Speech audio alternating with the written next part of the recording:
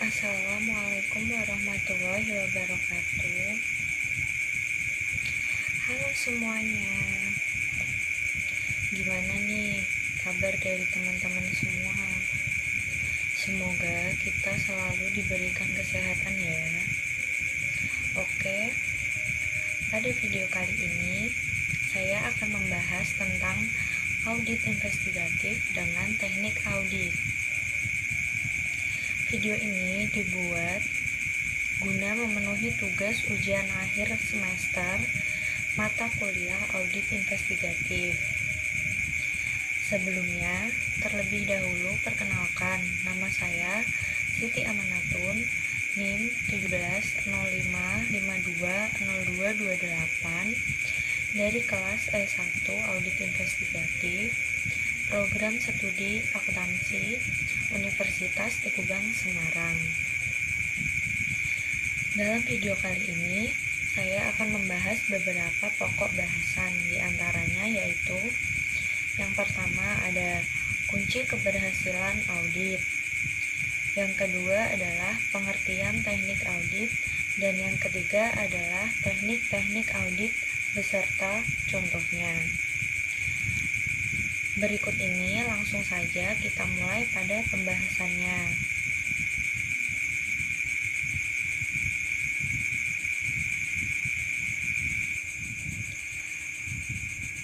Audit umum atau audit keuangan memiliki tujuan memberikan pendapat auditor internal mengenai kewajaran penyajian laporan keuangan.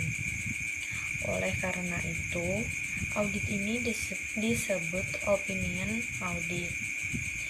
Jika audit investigatif lebih dalam dan tidak jarang melebar ke audit atas hal-hal yang tidak disentuh atau tidak tersentuh oleh opinion audit.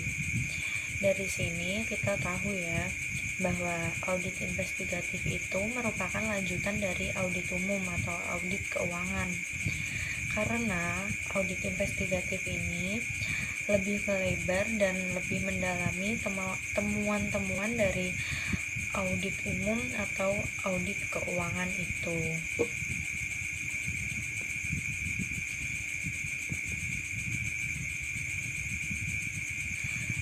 Audit umum atau audit keuangan dengan audit investigatif ini memiliki tujuan yang berbeda. Akan tetapi, teknik yang digunakan oleh audit keuangan dengan audit investigatif ini sama. Yang membedakan hanyalah pada penerapan audit investigatif yang lebih intens dengan penerapan yang lebih mendalam, melebar, dan fokus pada pengumpulan bukti-bukti hukum apakah seseorang melakukan fraud atau tidak melakukannya. Jadi, perbedaannya hanyalah dalam tujuan dan lingkupnya saja. Dalam audit atas laporan keuangan adalah tujuannya untuk memberikan pendapat atau opinion audit mengenai kewajaran laporan keuangan, apakah laporan tersebut sudah sesuai dengan SAK atau belum. SAK ini adalah standar akuntansi keuangan yang mengatur standar-standar laporan keuangan. Sedangkan jika audit investigatif itu adalah tujuannya untuk mengumpulkan bukti-bukti yang dapat diterima oleh perundang-undangan yang berlaku atau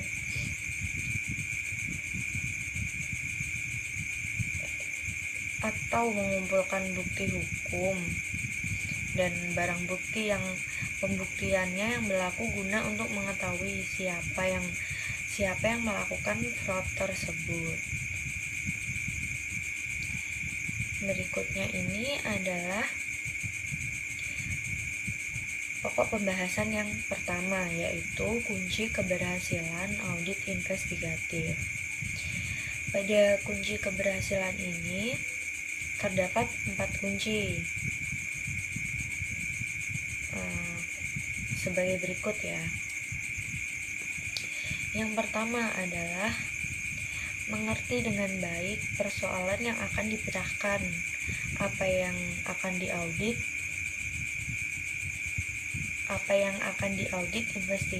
investigasi. Jadi, seseorang akuntan forensik itu harus dapat mengidentifikasi persoalan yang sedang diauditnya, sejak tahap audit fraud yang proaktif sampai diterimanya tuduhan, dugaan, keluhan, dan temuan sementara. Berikutnya yang kedua adalah kuasai dengan baik teknik-teknik investigasi. Dalam penguasaan yang baik akan memungkinkan investigator menerapkan teknik yang tepat untuk menyelesaikan persoalan yang sedang diidentifikasi. Sama seperti contohnya seorang pemancing atau seorang seniman pahat yang harus memilih alat yang tepat untuk digunakan dalam setiap tahap proses pekerjaannya. Karena dengan menentukan teknik apa yang akan digunakan akan membuat pekerjaannya lebih terbantu.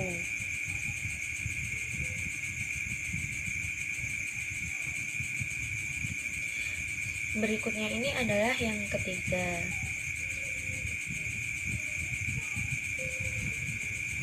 Cermat dalam penerapan teknik yang dipilih. Penerapan teknik yang dipilih dengan cermat sangat penting.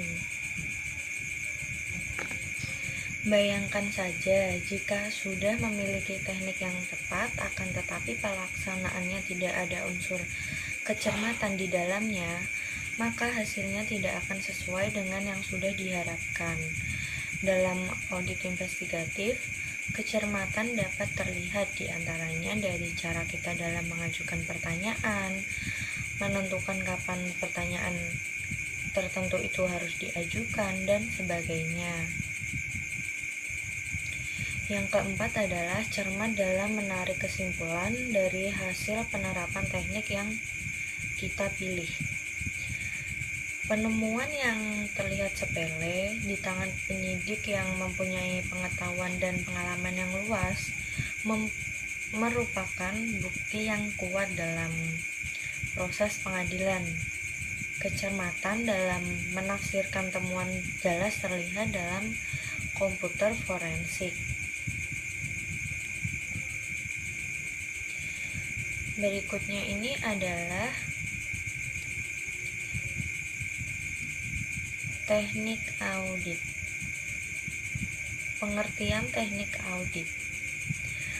Teknik audit ini adalah cara-cara yang dipakai dalam mengaudit kewajaran laporan keuangan. Hasil dari penerapan audit adalah bukti audit. Jadi, teknik audit ini merupakan langkah-langkah yang nantinya harus ditempuh oleh auditor saat sedang melakukan audit ya teman-teman. Dan dari penerapan teknik audit ini nantinya akan didapatkan bukti audit, yaitu adalah semua yang mendukung argumen, pendapat, atau simpulan.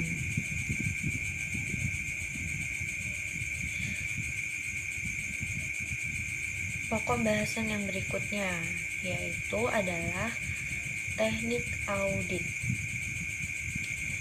Dalam teknik-teknik audit ini terdapat 7 teknik yang dapat diterapkan, diantaranya yaitu yang pertama ada memeriksa fisik atau physical examination. Yang kedua adalah meminta konfirmasi atau confirmation. Yang ketiga adalah memeriksa dokumen atau documentation.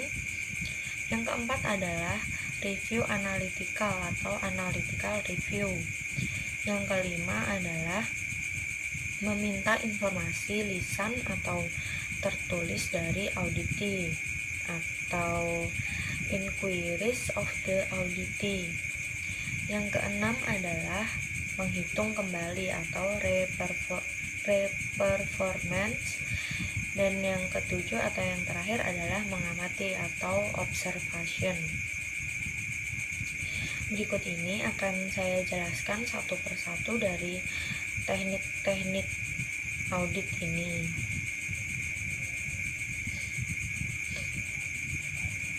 Yang pertama adalah memeriksa fisik.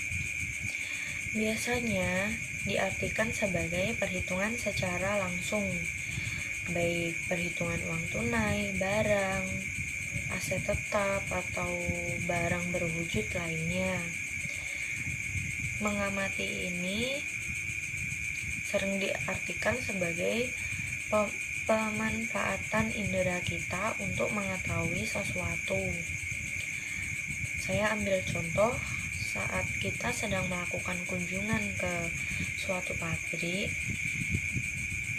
maka kita akan melihat luas pabrik, peralatan yang ada di pabrik, kegiatan apa saja yang dilakukan di pabrik itu. Kita juga bisa merasakan panas atau dinginnya, bisa mendengar suara bising atau keheningan dan lainnya. Kesimpulannya, mengamati yang dimaksudkan adalah penggunaan indera, bisa salah satu indera saja atau bahkan secara langsung beberapa indera sekaligus.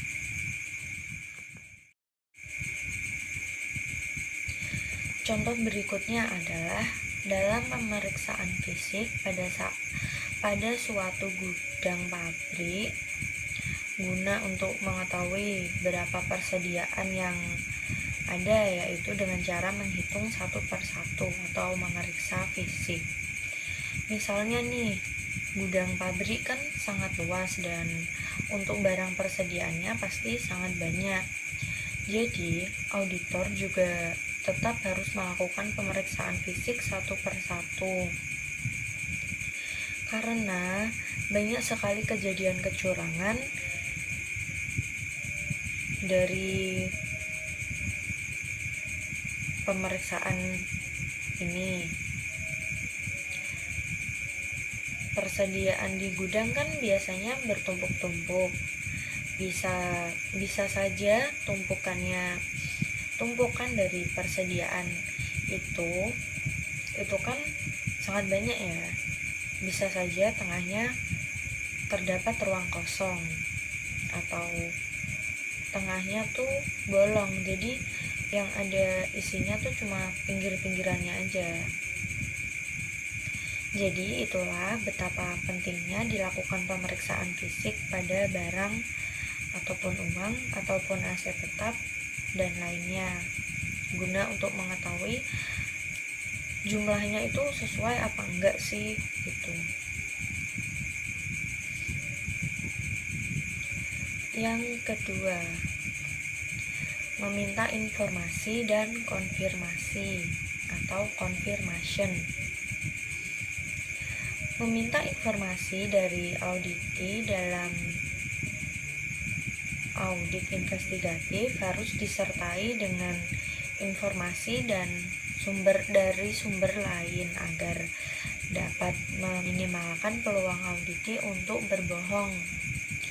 Permintaan informasi sangat penting dan juga merupakan prosedur yang normal dalam suatu audit investigatif. meminta konfirmasi ke pihak lain selain auditi untuk mengetahui kebenaran atau ketidakpastian suatu informasi. Dalam audit investigatif, kita harus memperhatikan juga apakah pihak ketiga mempunyai kepentingan dalam audit investigatif. Contohnya nih, meminta informasi dan konfirmasi ada dalam kasus tender pengadaan barang. Terus permintaan konfirmasi dari penyuplai, misalnya penyuplai barang yang biasanya cenderung melindungi pejabatnya. Misalnya lagi nih, dengan adanya konfirmasi dari Dirjen Bea dan Cukai kalau barang tersebut merupakan barang impor. Dalam konfirmasi ini ada dua bentuk konfirmasi ya.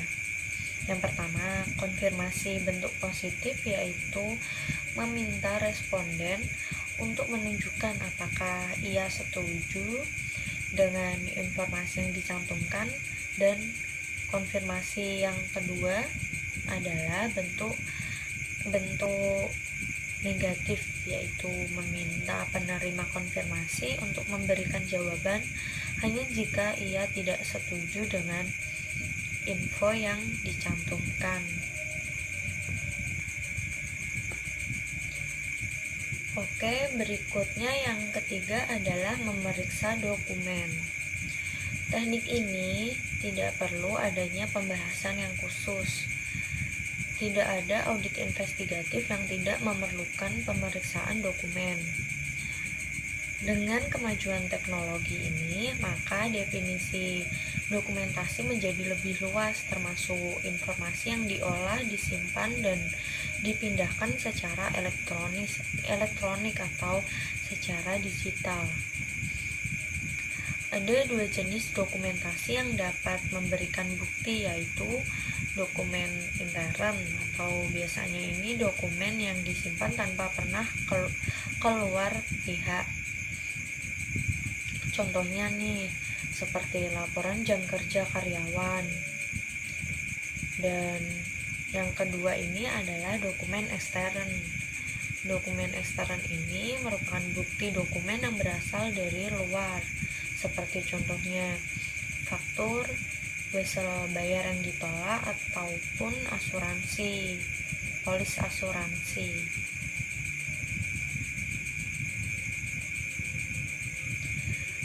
Yang keempat, ada review analitikal.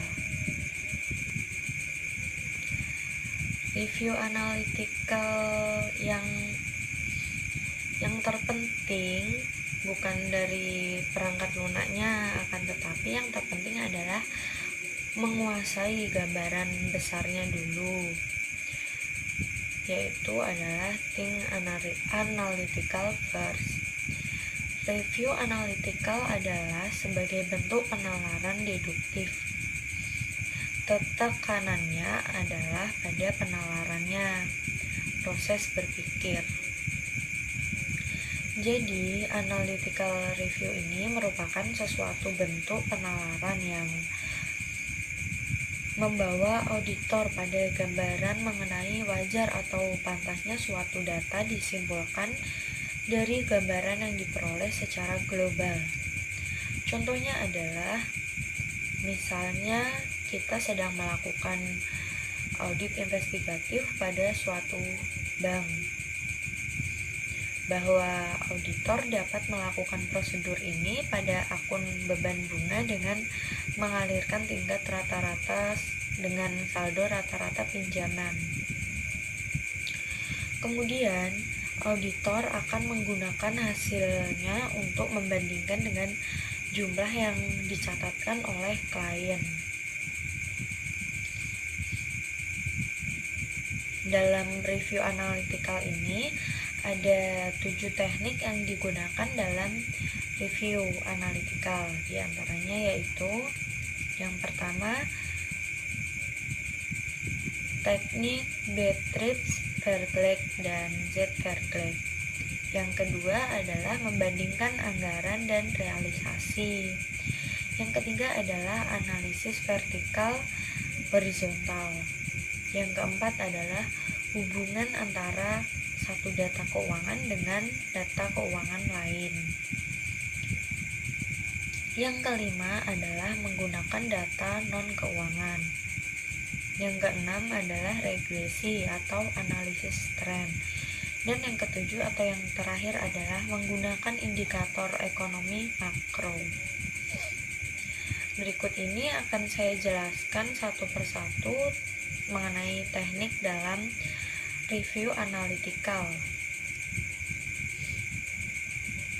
Oke, teknik yang pertama adalah B-Trip, Vergleich, dan Z-Vergleich.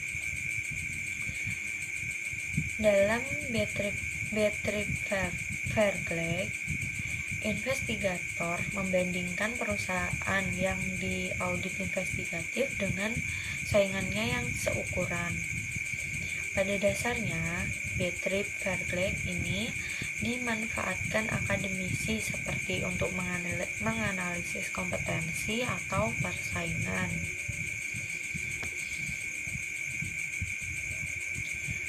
Dalam Z-Vergleich, investigasi membandingkan perusahaan yang diaudit investigatif pada saat sekarang dengan hal di masa lalu. Dalam Z-Vergleich, investigator mencoba untuk memahami bagaimana perusahaan yang akan diaudit investigatif ini berbeda dengan masa lalunya dan mengapa. Investigator menggunakan teknik yang sama untuk melihat indikasi fraud atau kecurangan, karena fraud mengancam kesinambungan laba tadi. Dari contoh B-Trip Vergleich dan Z-Vergleich tadi dapat kita lihat betapa pentingnya menentukan patokan atau benchmark. Patokan ini harus seukuran dan sejenis dan harus komparabel. Patokan yang betul-betul komparabel merupakan sesuatu yang sangat langka. Perbandingan tidak otomatis berarti bahwa patokannya benar, atau kalau ada penyimpangan yang signifikan, pastilah penyimpangan tersebut merupakan kesalahan data yang sedang diaudit investigatif.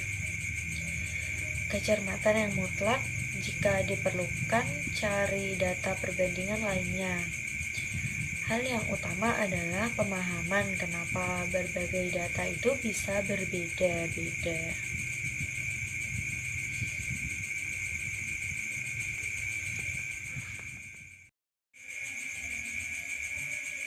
Berikutnya yang kedua, membandingkan anggaran dan realisasi. Membandingkan data anggaran dan realisasi dapat mengindikasikan adanya fraud. Hal yang perlu dipahami di sini adalah mekanisme pelaksanaan anggaran, evaluasi atas pelaksanaan anggaran, dan insentif atau keuangan maupun non-keuangan yang terkandung dalam sistem anggarannya. Sebagai contoh, dalam entitas yang merupakan profit center dan revenue center, pejabat tertentu menerima insentif atau bonus sesuai dengan keberhasilan yang diukur dengan pelampauan anggaran. Investigator perlu mengantisipasi kecenderungan realisasi penjualan yang dibuat tinggi atau overstated. Penjualan kredit dan pengiriman barang secara besar-besaran pada akhir tahun merupakan indikasi mengenai hal itu. Pengembalian barang sesudah akhir tahun memperkuat indikasi adanya fraud. Insentif tidak perlu berupa insentif keuangan seperti bonus, mempertahankan atau menggoyahkan jabatan seseorang, juga bisa menjadi insentif. Dalam perusahaan yang berkecimpung di bidang teknologi, Dewan Komisaris berupaya menjatuhkan anggota direksinya dengan mempertanyakan kenapa anggaran modal untuk mendatangkan peralatan berteknologi tinggi itu belum juga dapat direalisasikan. Dari hal-hal tersebut, maka investigator perlu memahami kepentingan kedua kubu ini. Jadi, dari membandingkan antara anggaran dan laporan realisasi akan dapat diketahui di mana selisih-selisihnya terjadi dan bisa diketahui juga kecurangannya. Oke, yang ketiga adalah analisis vertikal horizontal. Analisis vertikal horizontal ini merupakan analisis rasio keuangan. Yang pertama ya, analisis vertikal ini menunjukkan rasio antara satu suku akun dengan akun lainnya dalam laporan keuangan untuk tahun yang sama. Contoh analisis ini adalah dalam laba rugi, rasio antara biaya penjualan dengan penjualan, rasio antara biaya administrasi dengan penjualan, dan seterusnya. Analisis ini disebut analisis vertikal karena angka-angkanya yang dibandingkan itu terletak secara vertikal dalam laporan keuangan. Misalnya, dalam contoh laporan laba rugi berikut ini.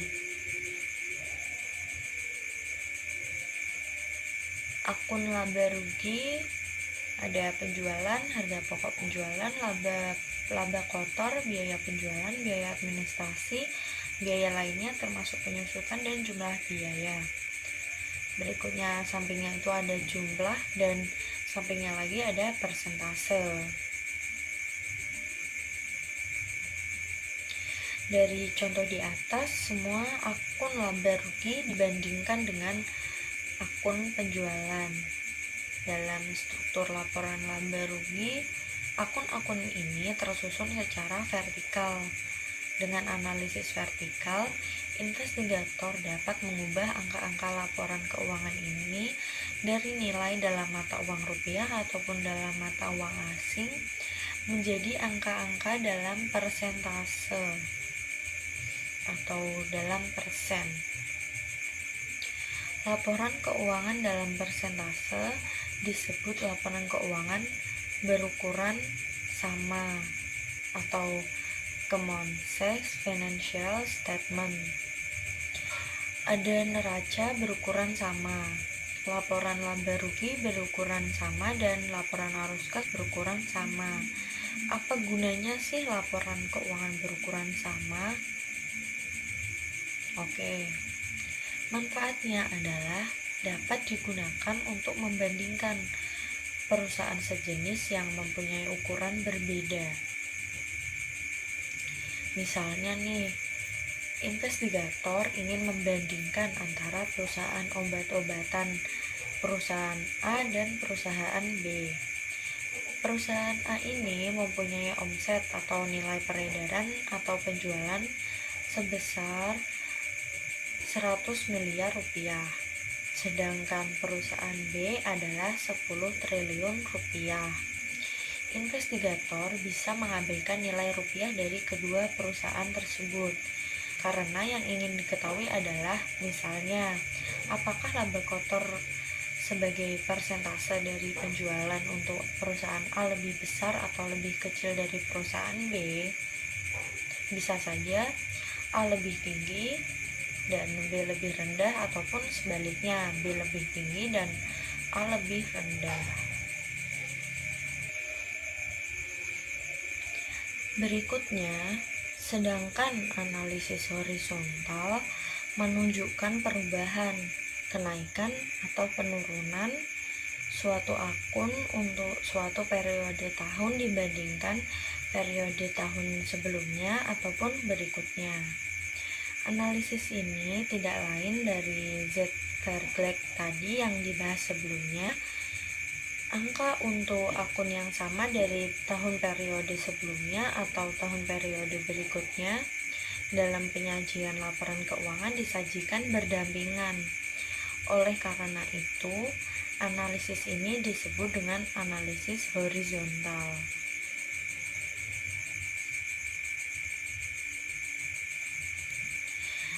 Berikut ini di bawah adalah contoh dari analisis horizontal yang menunjukkan aset lancar suatu perusahaan.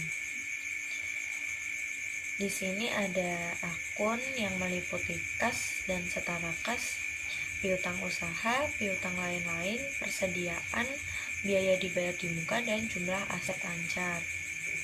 Di sampingnya akun ini adalah tahun periode 2017. Di sampingnya lagi adalah tahun periode 2016, berarti tahun periode sebelumnya ya. Kemudian di sampingnya adalah peningkatan atau penurunan. Dan di sampingnya lagi adalah persentase. Bisa dilihat pada gambar tersebut terdapat menunjukkan bahwa nilai aset lancar perusahaan mengalami penurunan atau minus 35.005 rupiah atau sebesar minus 0,53%. Bisa dilihat dengan cara membandingkan akun-akun pada tahun 2017 dengan tahun sebelumnya, yaitu tahun 2016. Dari ini kita dapat mengetahui apakah terjadi kenaikan atau penurunan.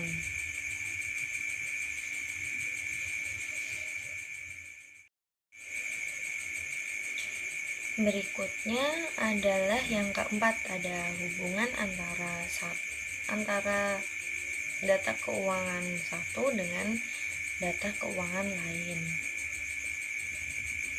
Beberapa akun, baik dalam suatu maupun beberapa laporan keuangan, bisa mempunyai keterkaitan yang dapat dimanfaatkan secara review analitikal.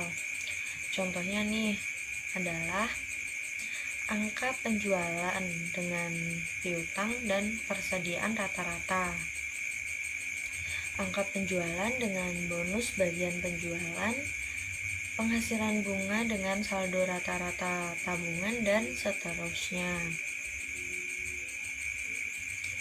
Berikutnya yang kelima adalah menggunakan data non-keuangan. Contoh-contoh yang telah dibahas sebelumnya tadi itu menggunakan data keuangan. Ini dari review analitikal adalah mengenal pola hubungannya. Pola hubungannya ini tidak mesti hanya satu data keuangan dengan data keuangan lain. Pola hubungan non-keuangan pun bisa bermacam-macam bentuknya. Saya memberikan contoh dalam bisnis perkebunan, ada hubungan antara jumlah pupuk yang dipergunakan dengan hasil produksi atau panen. Angka masukan juga keluaran ini biasanya dinyatakan dalam satuan non-keuangan seperti jumlah ton untuk pupuk yang digunakan. Ada contoh yang berikutnya nih. Dalam perusahaan penerbangan Garuda Indonesia misalnya ya. Garuda Indonesia ini memiliki pola hubungan dengan mendapatkan hasil yang sangat signifikan dari perjalanan haji. Data yang penting, jumlah calon haji yang diterbangkan dapat diperoleh dari sumber intern maupun ekstern perusahaan. Review analitikal ini sering dilakukan dengan hitungan cepat atau back of the envelope. computation untuk menunjukkan keganjilan. Saya ambil contoh nih, seorang banker mencatat informasi yang diterimanya dari nasabah kredit. Dengan cepat ia menentukan bahwa pabrik berkapasitas besar di lokasi yang terisolasi tidak akan bisa beroperasi karena bahan bakunya tidak akan cukup. Semua itu diperoleh dari banker tadi dan disimpulkan, dan ia memperolehnya selama makan siang dengan calon debiturnya. Jadi informasi yang didapatkan dengan hitungan cepat dilihat saja ya, bahwa kesimpulan yang diambil tadi hanya dari saat istirahat makan siang saja. Berarti kesimpulan itu diambil secara cepat.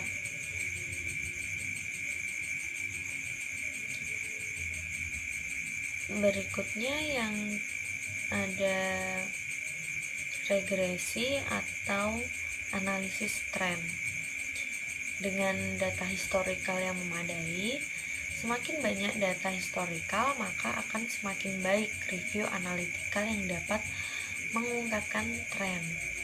Berbagai perangkat lunak mempermudah hitungan dan grafiknya. Misalkan ya, perangkat lunak Deloitte yang di dalamnya ini memberikan layanan audit, konsultasi, penasehat keuangan, manajemen risiko, pajak ataupun hukum, serta GovLab atau yang berfokus pada bagaimana sih tren teknologi dan model bisnis untuk kedepannya.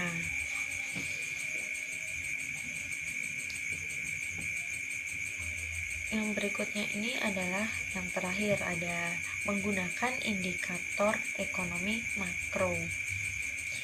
Ada hubungan antara besaran pajak penghasilan yang diperoleh dalam suatu tahun periode dengan indikator-indikator ekonomi seperti inflasi, tingkat pengangguran, cadangan devisa, indikator ekonomi negara yang menjadi partner perdagangan Indonesia, harga minyak mentah, dan komoditi lainnya. Keandalan perumusan ekonomi akan membantu auditor atau investigator melalui data agregat tanpa harus memasuki pemeriksaan SPT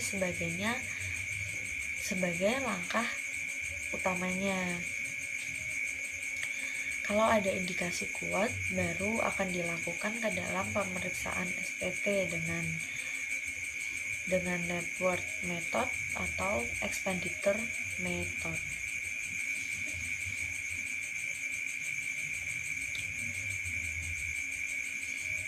Lanjut untuk teknik-teknik audit.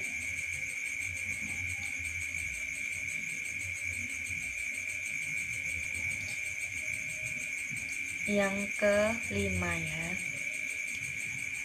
adalah meminta informasi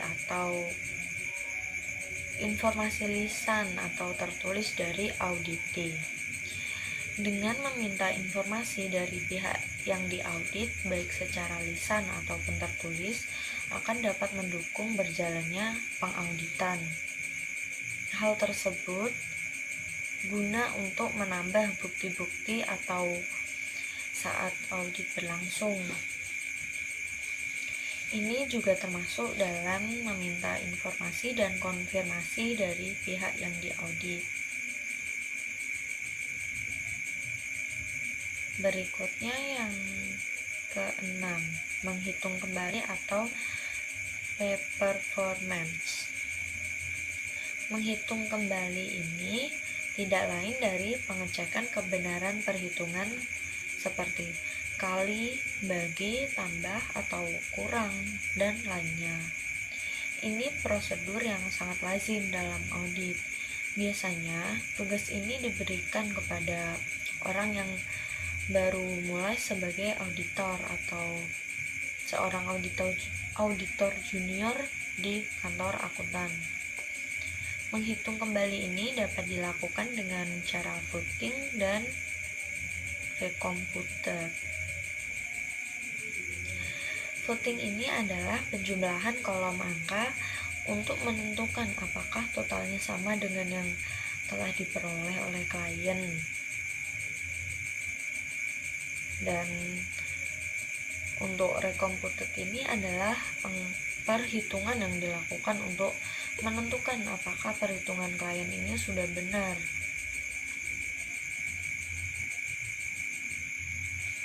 Dalam audit investigatif, perhitungan yang dihadapi umumnya sangat kompleks, didasarkan atas kontrak atau perjanjian yang rumit. Mungkin sudah terjadi perubahan dan reorganisasi berkali-kali dengan pejabat atau kabinet yang berbeda. Perhitungan ini dilakukan dan disupervisi oleh investigator yang berpengalaman tentunya ya. Contoh perhitungan kembali semacam itu yang berpotensi triliun rupiah adalah perhitungan cost recovery oleh kontraktor bagi hasil atau production sharing kontraktor. Cost recovery ini sangat besar jumlahnya. Kalau tidak dilakukan perhitungan kembali atau reperformance oleh lembaga pemeriksaan independen, maka cost recovery ini sangat rawan terjadi penyalahgunaan.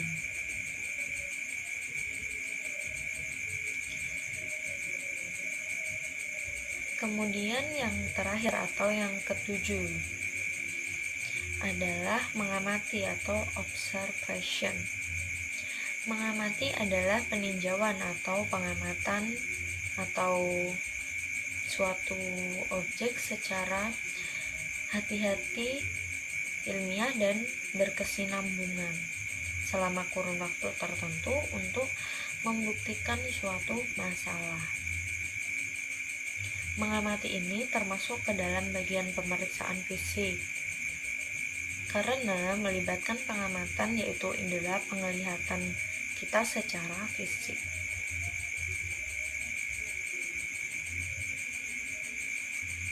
Dari pembahasan tadi dapat kita simpulkan bahwa teknik audit investigatif yang memanfaatkan teknik-teknik yang sudah dikenal oleh auditor yang melakukan audit atas laporan keuangan, perbedaannya hanyalah dalam tujuan dan lingkupnya saja. Dalam audit atas laporan keuangan adalah tujuannya untuk memberikan pendapat atau opinion auditor mengenai kewajaran laporan keuangan sesuai SAK atau standar akuntansi keuangan. Sedangkan jika audit investigatif, tujuannya adalah untuk mengumpulkan bukti-bukti yang diterima oleh perundang-undangan yang berlaku atau mengumpulkan bukti-bukti hukum dan barang bukti dengan pembuktian yang berlaku.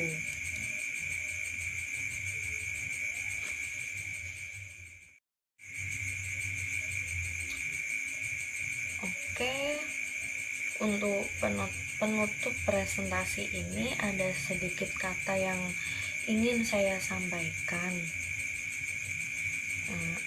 yaitu jika tidak benar jangan lakukan itu, dan jika itu tidak benar jangan katakan itu. Maknanya bahwa semua yang kita lakukan harus dilakukan dengan kejujuran, karena kejujuran itu memanglah hal yang penting dan sangat amat berharga ya.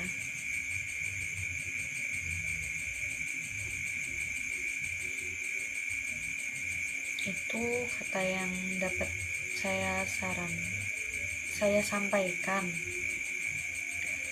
Oke, sekian presentasi yang saya sampaikan mengenai audit investigatif dengan teknik audit.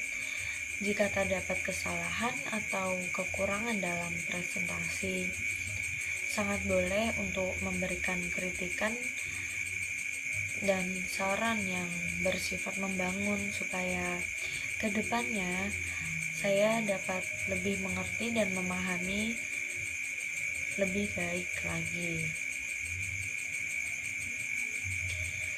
Oke, demikian yang dapat saya sampaikan. Kurang lebihnya saya mohon maaf. Terima kasih sudah menonton video ini. Semoga video ini bermanfaat untuk teman-teman semua. Jangan lupa untuk like, komen, dan subscribe video ini ya. Terima kasih. Wassalamualaikum warahmatullahi wabarakatuh.